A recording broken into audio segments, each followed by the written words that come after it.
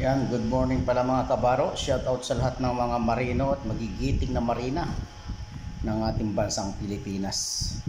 Ayan, at minsan-minsan lang po talaga ako maka-upload sa ating YouTube channel, ano? Kaya pakinggan yung mabuti yung ating mga naunang mga vlog dyan patungkol kung paano mag-apply ng maritime. Inuulit ko, hindi lahat ng nag-aral ng maritime ay nakakasakay. At sinasabi ko rin na ang mga hindi nag-aral ng maritime ay nakakasakay rin, ano. Number 1 na yung mga nagtatrabaho sa hotel, ano, mga skilled. At dito nga pala mga lods, kagabi ay meron tayong kausap na isang maritime na gustong mag-apply sa cruise ship. Ayan, siguro ay napanood niya yung ating vlog, kaya nagkaroon siya ng interest dahil may kagandahan talaga ang nagtatrabaho sa cruise ship, lalo na kung magtatanong kayo sa mga nasa cruise ship na malalaki na ang karanasan, marami nang nalalaman, ano, kasi alam nila yung mga cruise ship na malalaki ang pasahod. Kaya napaka-ginhawang ang panahon ngayon sa ating mga modern generation dahil ang information ay isang tuldok lang ng iyong dulo ng iyong daliri ay may impormasyon ka na. Hindi katulad nung kami nagsisimula na talagang kung wala kang makakikilala ng mga maritime ay wala kang makukuhang impormasyon. Kaya napakahalaga din ng marunong tayong maghanap ng mga impormasyon online, ano, kasi napaka-high-tech na ngayon. At napakahalaga rin na makinig tayong mabuti sa sinasabi para maiwasan na natin yung maraming tanong, kasi nandiyan na naman lahat yung mga impormasyon na binibigay natin.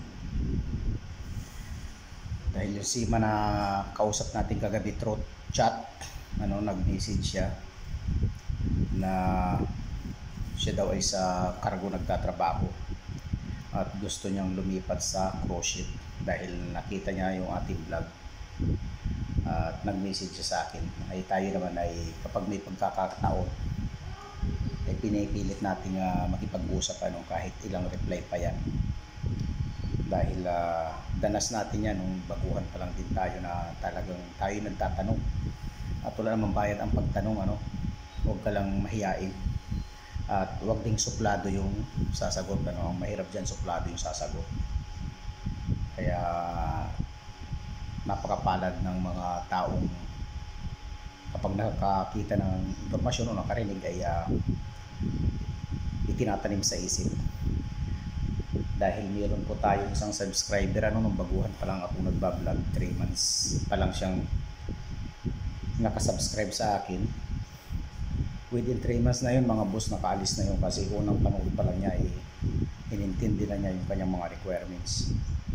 At ngayon ay kung hindi ako nagkakamali, nakatatlong sakay na siya. Kumpara ninyo yung sinasahod niya dito sa Pilipinas bilang skilled worker dito, hindi naman above minimum. Siguro more or less 600 per day. O ngayon, nandun siya sa barko, sumasahod siya ng mahigit $2,000. So napakalaki.